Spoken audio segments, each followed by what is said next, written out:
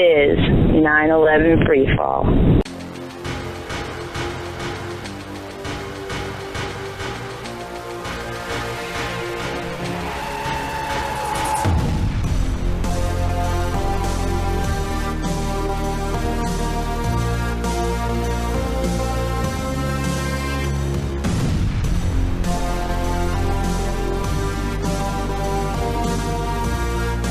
Good evening, ladies and gentlemen. Welcome to another episode of 9/11 Freefall. This is your host, Andy Steele. Sit back and listen to my interview with Lewis Wolf. Lewis Wolf is a correspondent and writer. His magazine was the CovertAction Bulletin. It later became the CovertAction Quarterly. And his activities made him a thorn in the side of the U.S. intelligence apparatus for years. So much so that the CIA bought a subscription to his magazine. Can you imagine getting that check? What was going through their mind as they saw that? They actually published the check on the cover of one of the issues. CIA was not very happy about that. And Lewis is the reason that they passed a law making it illegal to out the identity of CIA agents. Because he was doing a lot of that with his writing. So I'll be playing that for you in just a moment. A quick reminder, AE 9/11 Truth, which this show promotes, only focuses on the science of the building demolitions in New York on 9/11. So any views expressed on this show by the guests or by myself on other topics are ours alone. But it's fascinating to listen to Lewis Wolf talk about his career and some of the topics that he's covered and get an idea of what this man has done for so many decades here and laying the groundwork for truth activists now and so many people in the alternative news industry. So before I play the interview, we're going to do what we do every week. We're going to take 10 seconds of silence to remember the victims of 9/11 and their families and all the people who died in the wars that followed 9/11. We're going to do that beginning now.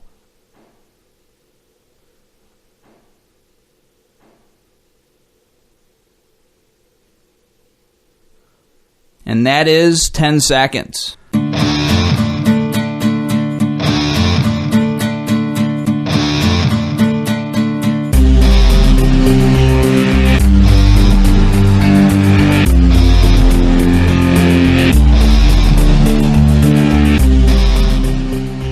Lewis Wolf has been a correspondent and writer. He was co-founder and research director of the investigative CovertAction Information Bulletin, which was later renamed the CovertAction Quarterly.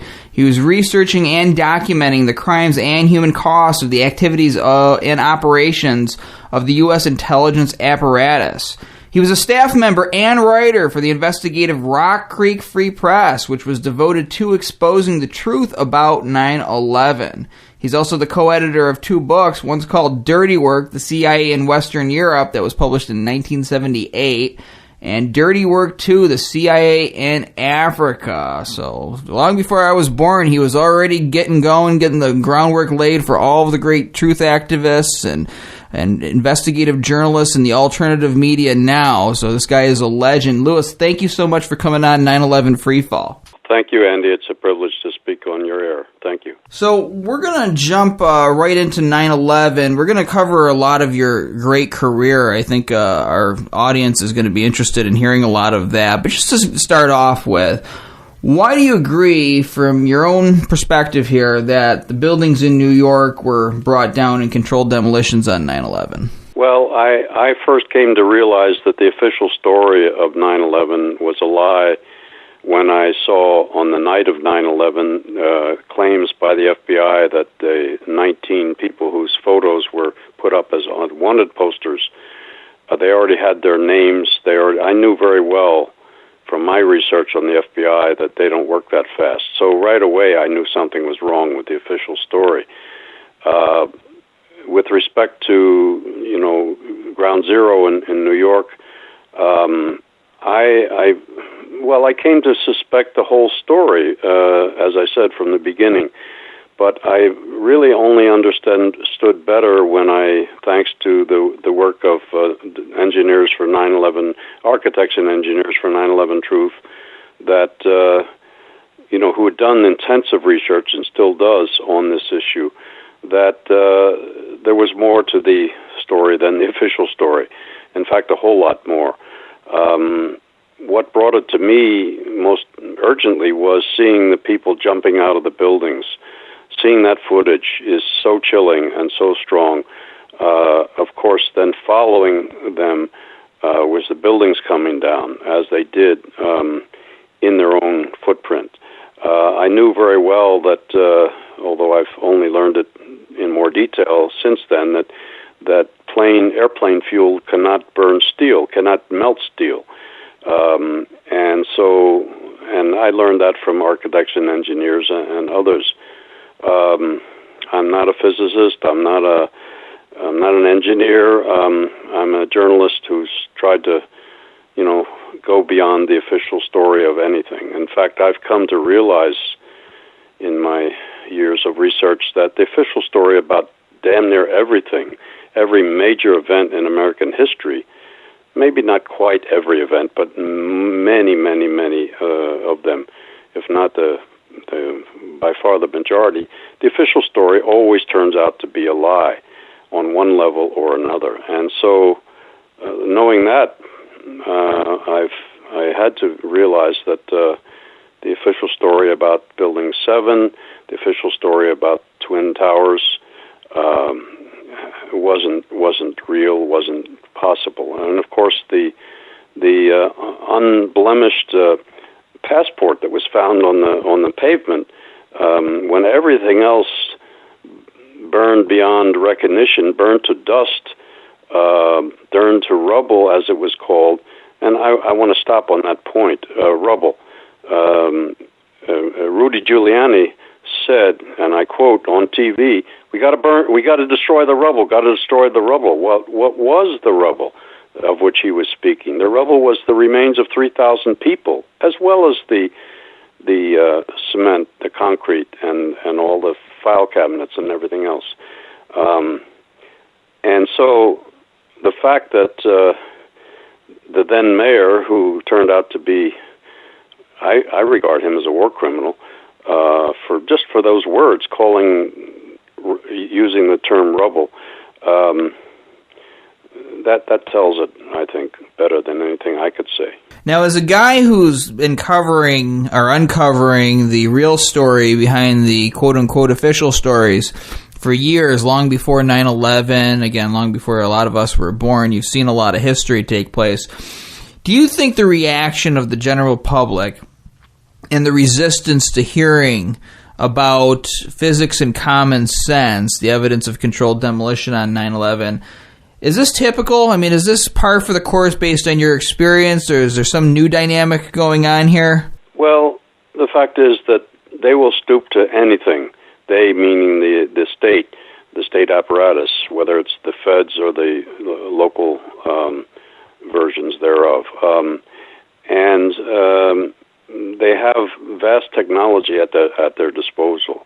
In the case of the Twin Towers, you hear the audio of the first responders, particularly the firefighters, screaming on time-stamped audios, "What the fuck are all those explosions?" Maybe I shouldn't use that word on your air, but that's what they said. And that was before the towers came down, and before most of those people whose voices we heard perished as the towers came down. So you have to say, wait a minute, the official story just doesn't add up. What about the general public, though? Like, for instance, I would assume, and I think I've seen somewhere that you've, in your history and in your magazines, talked about JFK. There's a lot of questions about JFK. That's kind of a understatement here. We don't normally talk about it on this show, but there's questions about that official story. And for years, you heard the term conspiracy theory batted around, and now some crazy high number, like 80% of the public, does not believe the official JFK story. In the immediate aftermath of 9/11, we saw people get hostile at anyone who talked about these facts that AE 9/11 Truth brings forth. It talks about some of the things that you've talked about in different YouTube videos and in writing and all of that. Is this a normal reaction from what you've seen? Were people more open-minded to the idea of official stories being incorrect more so back then, or is this have we become more brainwashed, I guess? Unfortunately, people are very susceptible. In the main, the population is very susceptible to the big lie, which they tell us again and again and again through the mainstream media, through the headlines saying that Osama bin Laden was behind it all, that you name it, their version of history is skewed in order to justify what happened. I would suggest that there was deep involvement in both the pre-planning for 9/11 and then the events on 9/11, as well as the cover-up since 9/11. And I want your listeners to know, if they don't already, about something called the 28 pages. The 28 pages of the official government investigation. That printed report has 28 pages, which every single word of which was classified by George W. Bush. And so now there are members of Congress who are calling for the release of the 28 pages. Now, I've attended the press conferences of those members of Congress who have actually read this 28-page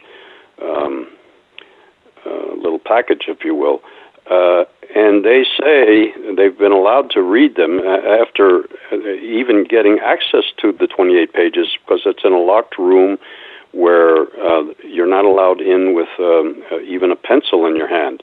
They're not allowed to take notes. So they report in their press conference, 2 press conferences, which you can find on YouTube. You just go to 28pages.org. That there were 2 things they say most significantly. Number one, that several countries were involved. Several countries were involved in 9/11. And I'm not talking about the victims of 9/11, because there were dozens of citizens of dozens of countries who perished in 9/11, particularly in New York. But also, they say, secondly, and I think most astonishing, is what they say is that there was days, weeks, and months, and years of pre-planning for 9/11. That really blows me out of that just blows my mind to hear that from them. And they're talking about having read every word of the 28 pages. So if we're able ever to see those 28 pages, the contents thereof, I believe this could really throw the official story off its track. And I'm hopeful that we will gain access to that 28 pages. Well, what gets me, and I've said this before, I believe it was when Les Jameson was on the show, but, pretending that physics stood down on 9/11 and that the official story is right, pretending that it was really just these 19 guys with box cutters that were able to pull this off.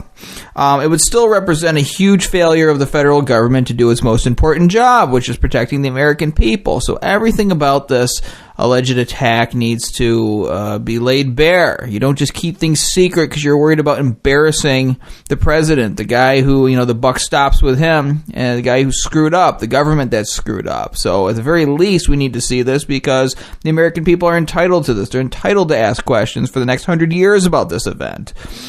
So that's my take on it. So, yeah, absolutely, those 28 pages need to be declassified. The 3,000 people who died in New York, plus 100 and some who died at the Pentagon, and I'm not even going to, at this moment, speak about Shanksville in Pennsylvania, because that's a separate issue, though and very important. Because I've been to Shanksville and seen and interviewed eyewitnesses there. But the point is that 3,000 deaths, as horrible and as historically profound as it is, and I don't minimize the lives of those 3,000 plus people, certainly for 1 second. But my point is that historically, we kill 3,000 people almost every day in our bombings, or not quite every day, but many days, with the drone strikes, with secret operations, overthrows of governments. This is what the United States does, and particularly, of course, the CIA and the military. So all I'm saying is that Americans should understand that 3,000 people was standard fare, killing 3,000 people. And so that, again, doesn't change the fact that they died, that they perished, and they never should have. Particularly, as I suggest, it was an inside job. So that if the government was involved, as I think the evidence already shows to a very large extent, then the United States government has to answer for that, for the deaths of about 3,000 people. Let me just mention one thing here. When you have airplane crashes, I'm talking civilian airliners go down in whatever scenario happens, the standard way that the government and federal agencies, the FAA and others, do, they take a airplane hangar and fill it as best they can, like a jigsaw, with the remaining parts of the plane, the engine, whatever they're able to find, the flight data recorder, whatever they can find, and they lay it out on a flat surface like a jigsaw puzzle. That never happens. Why? On 9/11, because they say that the wreckage of the planes, the 3 planes in New York and the 1 plane in Shanksville, Pennsylvania, and the plane here in Washington at the Pentagon, they say those planes were totally destroyed to the point that there's no luggage, there's no bodies, there's no even evidence that there were people on those planes. Usually you see a piece of clothing, you see somebody's bracelet, you see something that somehow survives the crash. Not one blessed thing ever survived in these crashes. And so once again, we have to question the official story, because that just doesn't happen. Even when planes go down in the worst possible ways, they find wreckage. Well, you mentioned the tremendous cost to human life from 9/11, and of course there's the 3,000 people that day, but also the people who died in the wars that followed. We always remember them with a moment of silence here on this show, and I think too about all of the soldiers, these guys who signed up and thought they were doing the right thing, were maybe had their heart in the right place when they signed up, thought they were going to be doing the humanitarian relief that it gets portrayed as in the commercials. And when they got there, they found something different. Now I see them in these Wounded Warrior commercials with some cowboy country singer, trying to raise money for them. And I just think it's terrible. It is terrible. And you don't see the U.S. government scaling any of this back. You see them pushing us towards more wars, launching us in the direction of more conflict. So the ramification of 9/11 continues. I mean, they're debating the Patriot Act right now. They let it expire. It's Monday as we record this interview, and everybody's fear-mongering with the exception of Rand Paul, that's saying that we have to get this thing re-signed, reauthorized. So, I mean, we're still living in the post-9/11 world. It doesn't end until we expose the truth about that terrible day. And your career, again, has been in telling the truth and in getting to the bottom of things. So I'm going to be asking you some questions, picking your brain here and learning from your experience. First of all, tell us about the CovertAction Information Bulletin. What was this about? What kind of stories did you guys publish? How did you operate it back in the days before the internet? CovertAction Information Bulletin, its original name, and then CovertAction Quarterly, because we realized very, very quickly that we could no longer publish. We were basically 3 people doing the hard, daily work on it. We had collected the best writers that we could find on any given subject to work on the magazine, to write for the magazine. But we couldn't publish it on a bi-monthly basis anymore, so we changed it to a quarterly. We did our best to to really document any subject. So we had photographs, we had documents, we had in-depth interviews, and we did our best to really nail the issue as best we could. We won several awards in the 27 years that we published, from 1978 to 2005, and even the CIA admitted during official testimony that in our column, which was called Naming Names, which is really the work that I focused on a lot, doing research from public documents, not from any classified data, not even one classified paper crossed our desk in producing that magazine, those lists of names. It was all done from public research and public documents. But the CIA acknowledged during testimony in Congress that we were substantially correct. In fact, they never, except I think in 2 cases, said that we were wrong. That doesn't matter. The point is that we made it our business to be correct in every facet of what we published. And we only had one lawsuit in 27 years, and we won that lawsuit. So, the CIA used to deliver ready-to-print documents and columns to the great Jack Anderson. I know because I've spoken to people. He's deceased now, but people who used to work there, they said the CIA would deliver, a CIA courier would knock on the door almost several times a week with this material. We never got any of that, never wanted it, but never got it anytime. Jack Anderson, to his credit, revealed a lot over the years, but he also, his columns were filled with basically propaganda. So we stayed away from, never even were tempted to do anything like that. Now, I understand it that the CIA actually had a subscription to your magazine, and you published the check on the cover of one of them. Is that correct? That's right, yes. Nancy Denning signed the check, and we published the check, and for $27 big bucks, right?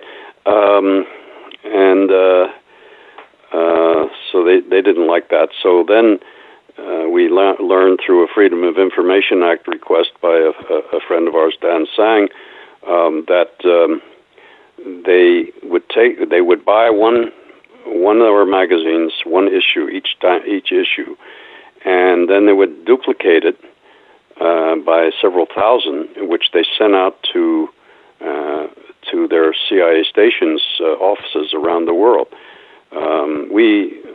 I regret very much that we never sued them for infringement of copyright, because our magazine was copyrighted, and I wish we'd done that. But it would have been very time-consuming and probably would have cost us a lot of money. But in the end, I'm sure we would have won. So that was a big mistake there, that we didn't do that. Well, you got their attention. I was thinking that too, as you said that. That's a total infringement of copyright. But the fact that they were so concerned about what you guys were putting out goes to show how effective you were. Now, for the new people, the young people that are listening now, who have been used to getting their information about covert actions, information about the real story behind official stories off of the internet. I mean, how did you get together with people? Because I've had these discussions with folks. What if 9/11 had happened in 1985? What would we do? So, I mean, how could you advertise your magazine to the general public and get the truth out to them without the internet? One of the great traditions in American journalism is called investigative journalism, and I know a fair number of investigative journalists I've gotten to know over the years, a number of which who wrote for the magazine. And this is a breed of people, a special breed of journalists that aren't satisfied to believe what they read in the history books or in the official propaganda that might be found in the evening news or in the mainstream media. And so they generally go way beyond that.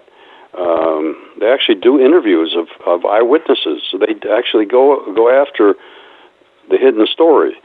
the elements of events that aren't to be found in the mainstream media. And I'm not actually. There are still some investigative journalists who are true to the term, who still manage to work in mainstream media, but they're few and far between. And in fact, most mainstream newspapers and magazines have shut down most of their bureaus in other parts of the world. It's always America first, America centric, and so now most, like the Washington Post, New York Times, only have a dozen or so foreign offices and bureaus. I mean, this is pretty shocking to me that they can get away with that and still sell their paper. And Seymour Hersh, who I happen to know known for years, is one of those investigative journalists. We disagree on 9/11. He seems to buy the official story, and he recently wrote a very important story, a very revealing story about Osama bin Laden. But unfortunately, he believes that Osama bin Laden lived in a cave on dialysis for 8 years. You have to have electricity to run a dialysis machine. You have to have fresh water. You have to have light. All of the above. And Osama bin Laden, his obituary appeared in the Indian or Pakistani media in 2001, and in fact was reported by none other than Fox News, if you go back and look for it. So Sy should know that. He should go beyond the official story about Osama bin Laden. That the official story being that he was captured at Abbottabad and or not captured. His space was taken over by the special forces, and then he was shot to death. They took his body to the ship and allegedly washed his body before they threw him overboard. His body. Well, the whole thing just boggles the mind, begs reality. Sy should know, have looked beyond the official story about Osama bin Laden. I credit him for a lot of what's found in that article, which appeared in the London media. But he's somebody I have a very high respect for his work over the years, but on this one, I'm afraid he missed it. Well, I mean, the simplest thing to do would have been to release a video or photos immediately after the raid and showing this. They released the photos of the other two guys that were killed in the compound.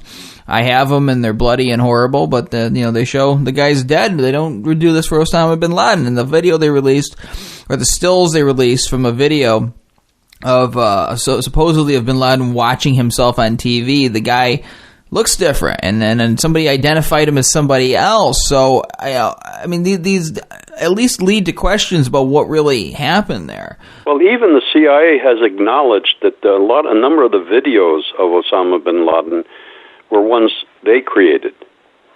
In other words, the person who on these videos was supposedly Osama bin Laden was an actor. Was somebody hired by the CIA. And you look at some of those videos and you see he has a longer nose, he has a different jaw, he has a different facial features. And on one video, he's actually about 7 inches shorter than the height that he had. Unless we're to believe that he shrunk in height, I don't know, but I don't think so. So, and the CIA has acknowledged that part. They rarely acknowledge such things, but they did on that one, that they had made these videos. Now, what do you consider, even before 9/11, to be one of the most important stories that you've covered in any of your publications? Well, we wrote a lot about something called deep cover. CIA has personnel that are placed abroad under what's known as deep cover. working for CIA proprietaries. And we got hold of one of the very few occasions that we got a secret document was the deep cover manual that they had on their operations, and we published that in full.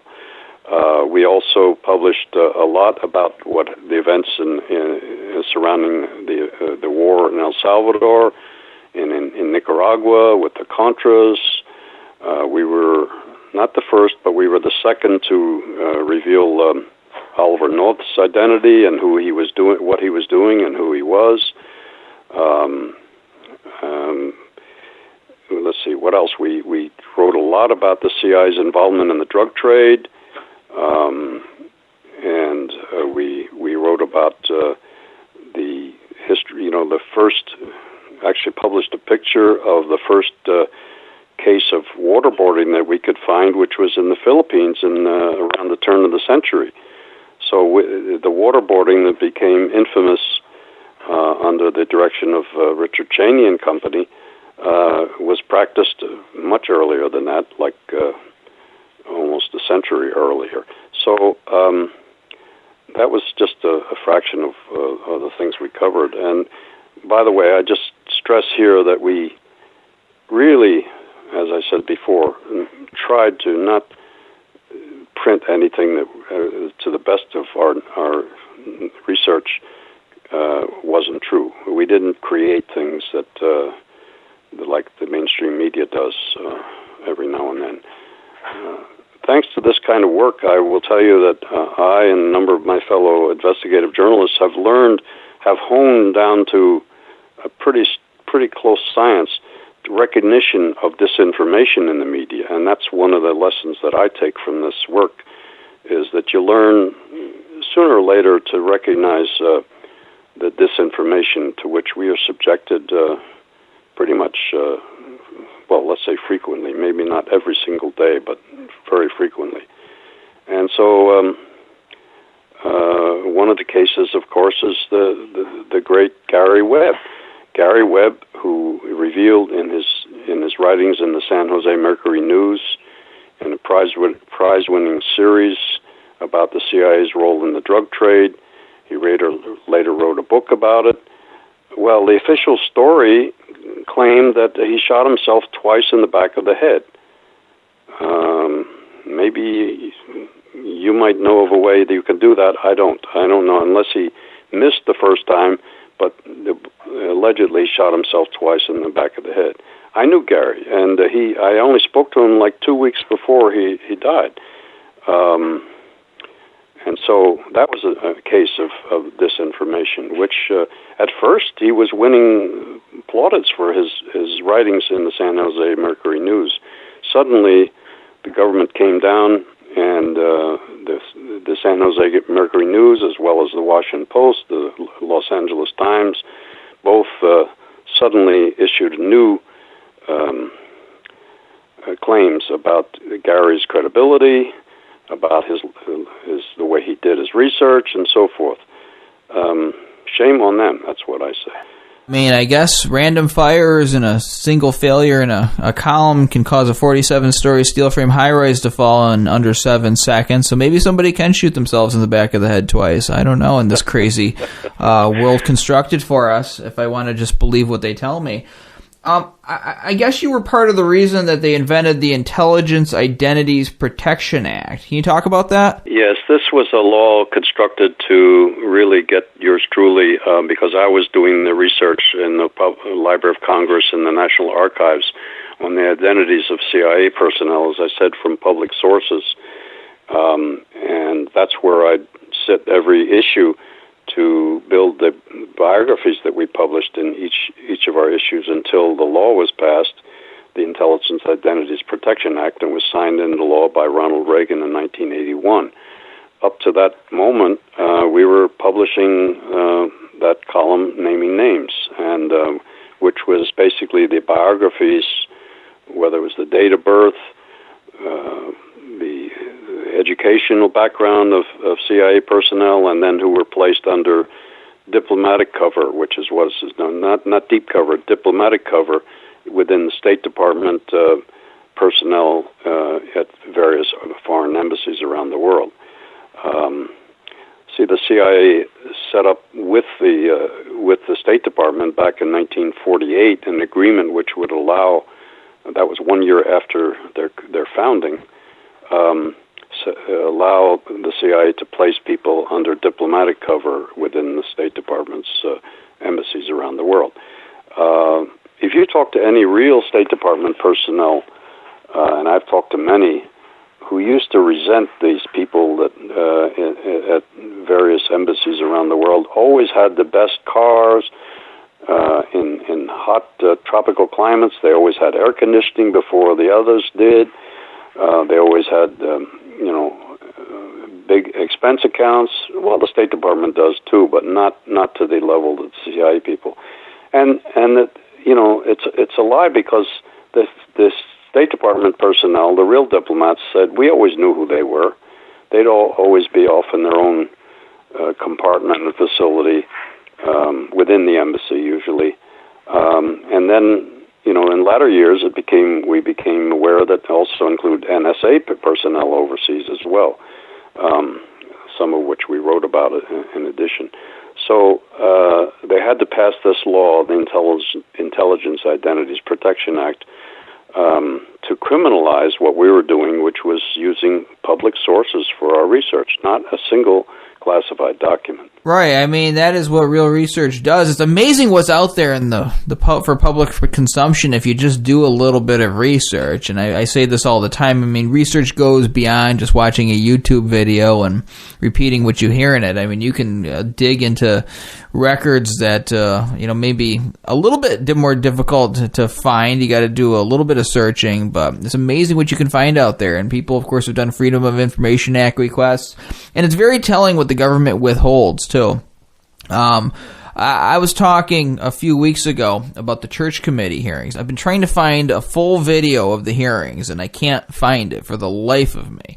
I can find snippets of videos. I can find snippets from documentaries that are online, 3 minutes here, 2 minutes there. But I can't get the full hearings, day after day, sit there with some chips and watch it.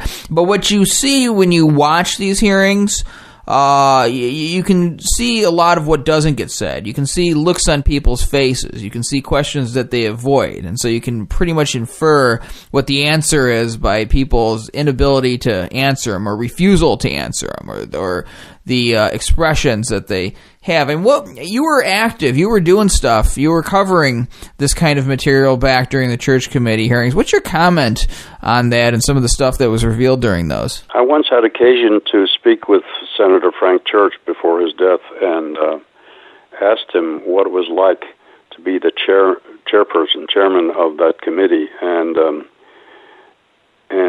he was then long out of Congress, but he still winced on the question. I mean, he didn't feel able to really discuss in detail, but he did say, if you only knew, I still remember those words, if you only knew,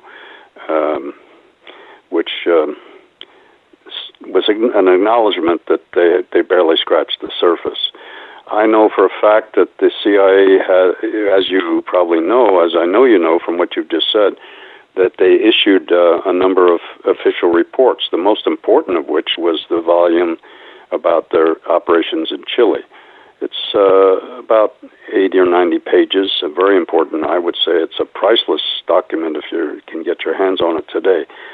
But they also had at least 6 other country reports and topical reports, which I guess Senator Church himself had to have signed off with the CIA, okay, we won't release those. So there were 6 countries, at least 6 countries, and a number of topical subject-oriented reports that they published, which are still classified and still never have seen the light of day. And it's because they weren't released. And so you're absolutely right, Andrew. We should go after those documents. If the problem is that all there's no FOIA that applies to congressional records. Isn't that shocking? You can go after government documents, but Congress has placed itself off limits for their records.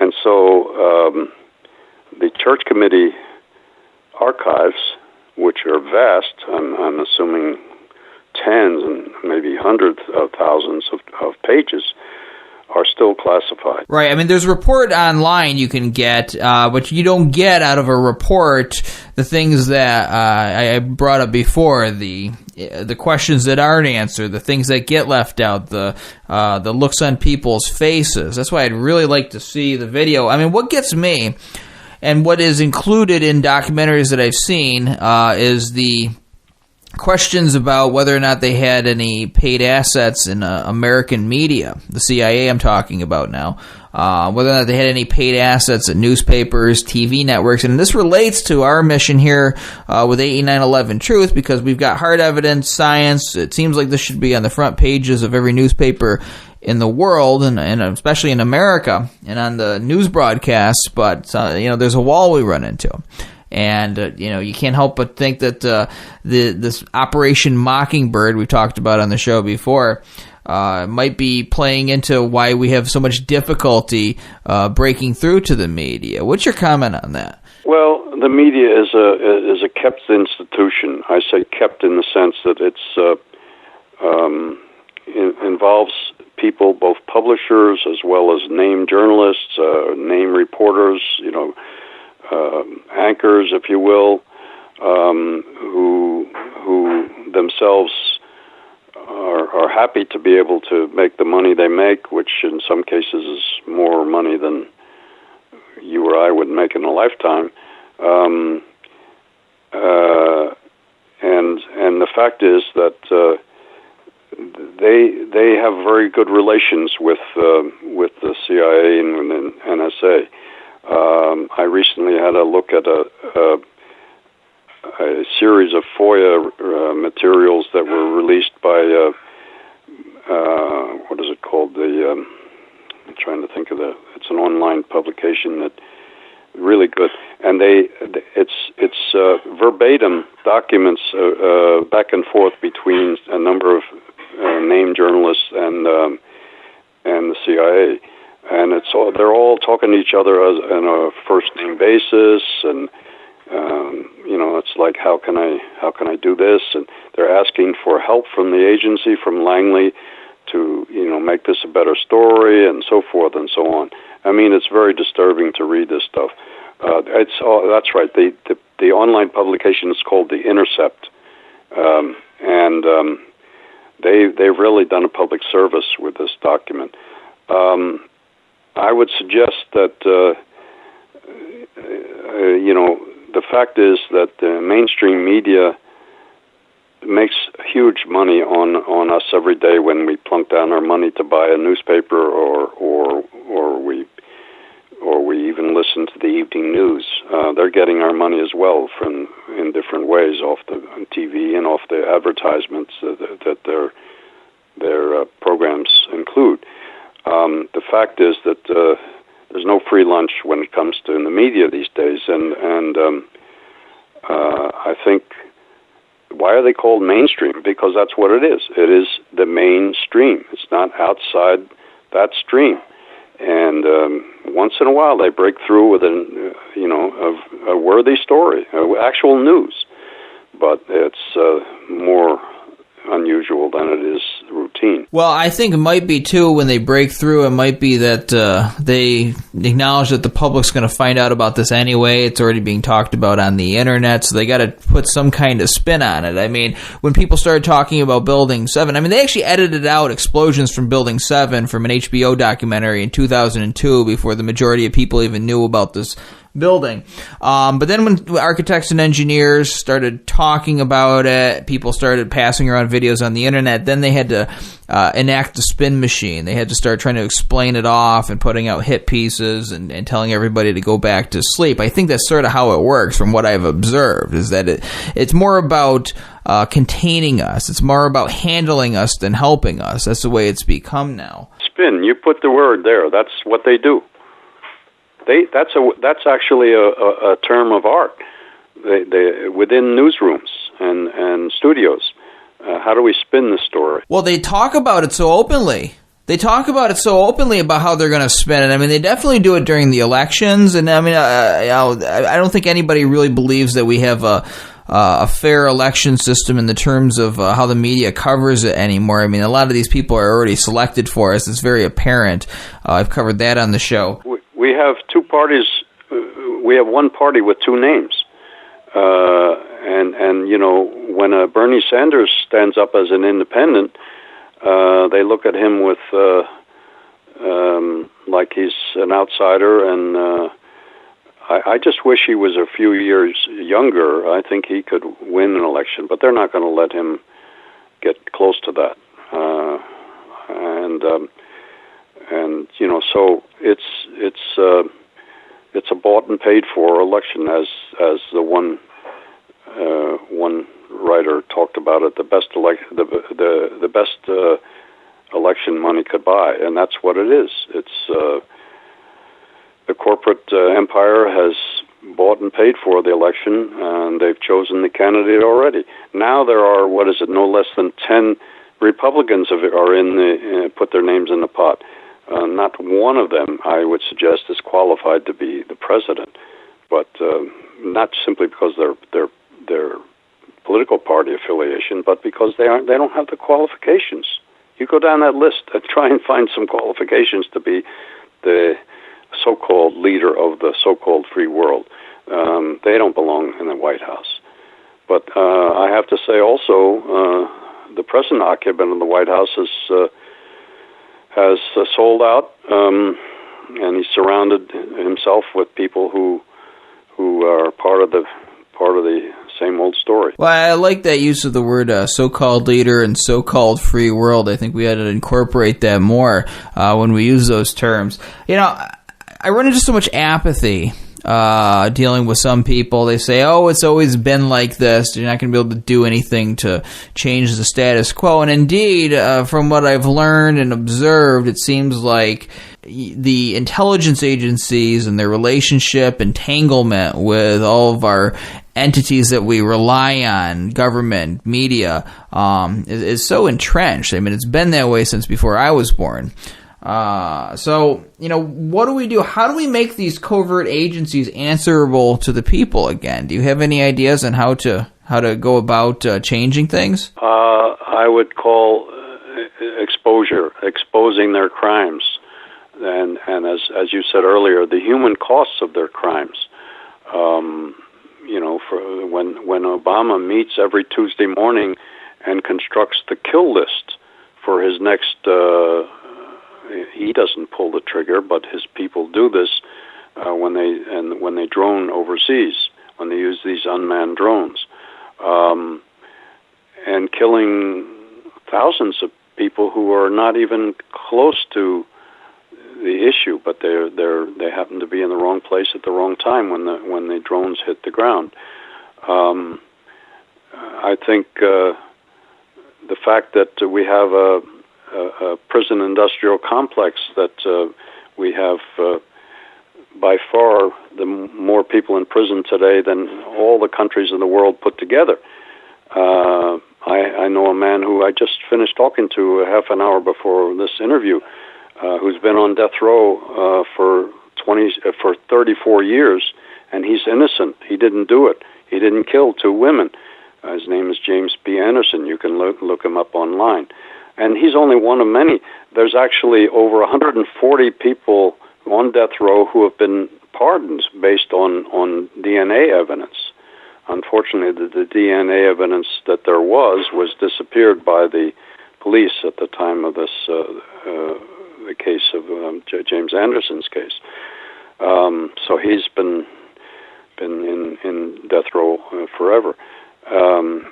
But there are so many others. I attended the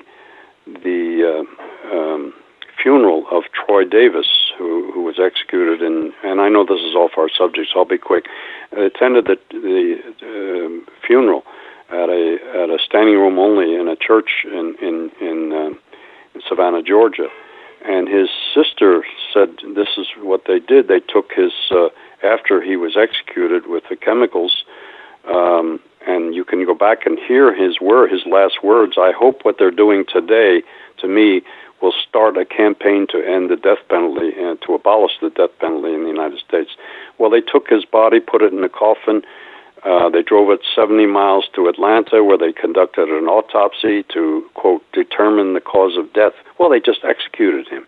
Then they took his remains back to Savannah, 80 miles away, and delivered it to her with an invoice. So this is where we are. I mean, this is like straight out of Nazi Germany. And the same applies to the crimes of the CIA and the NSA. When they're now surveilling the millions of people in this country, for what? Because it's a 24/7 fishing expedition that they're doing, and the assumption in their minds is that everybody is potentially a guilty party. You know, the lion's share of people listening to this program, 99.9% of them are law-abiding people. They don't deserve to be surveilled. They don't deserve to be set up in these false cases. And many of the people in prisons today, in death penalty cases as well as all kinds of criminal matters, are innocent. They don't belong in prison. Well, and as William Binney said when he was on the show, I mean, they're taking in so much information that they're not even effective. It's like trying to find a needle in the haystack when you're doing that. So it's kind of ridiculous. Even if you want to believe the official story of 9/11, it's not making us any safer. Now, bringing it back to 9/11 truth, what do you think we're doing right now in exposing stuff like the controlled demolitions of the Twin Towers in Building 7? What are we doing wrong? What should we do, or how can we improve? Well, I take my hat off to architects and engineers from 9/11 Truth and to Richard Gage for having the tenacity and the daring to go after this issue. And you know, he and his colleagues, and you included, have really done a public service in doing so. But then when Richard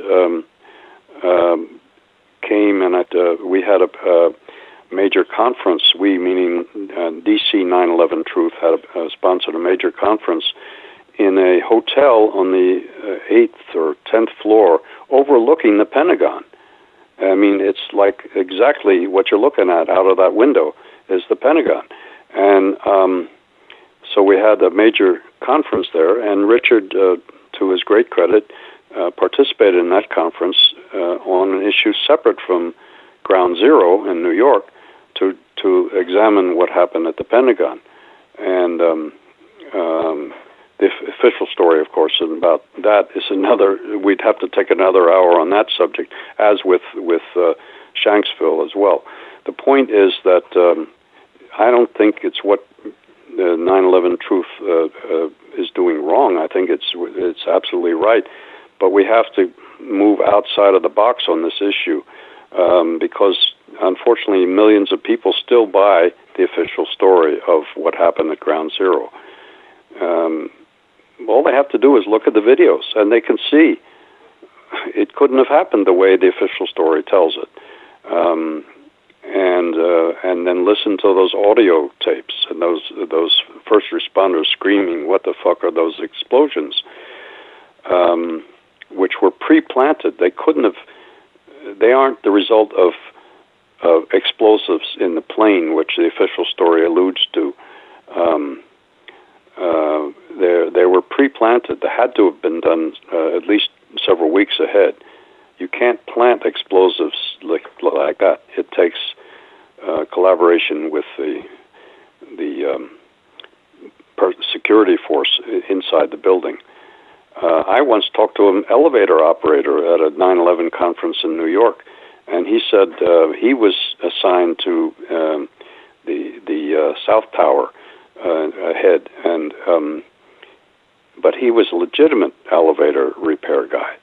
And he said there were all these people running around in the building, I remember, and they all had identical overalls on and identical boots. And he said, "I know elevator people. These weren't elevator people." Those were his words.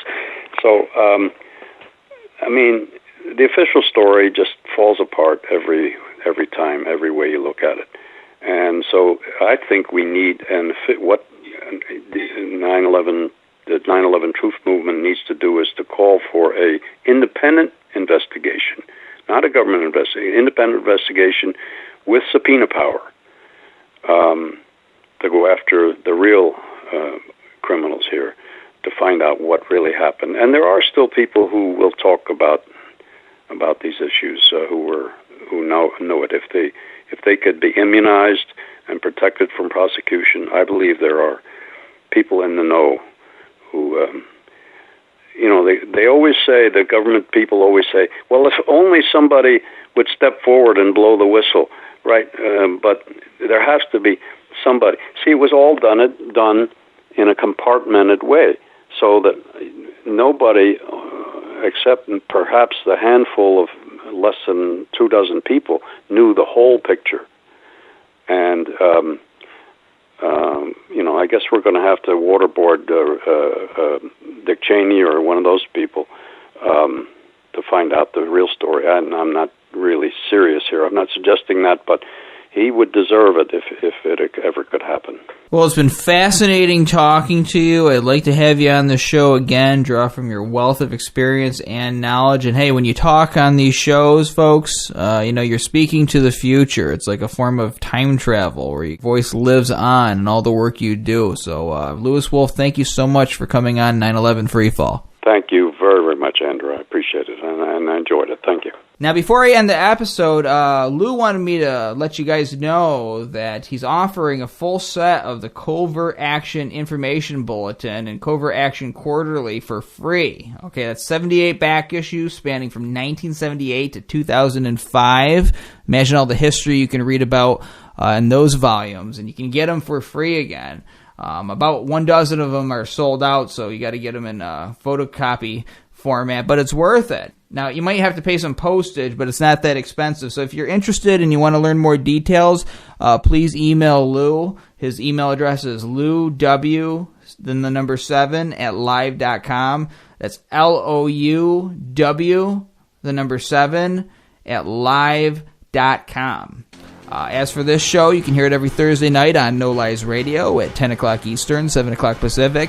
You can also download MP3s of the show from the Internet Archive by going to 911freefall.com. This is Andy Steele saying have a great week and good luck.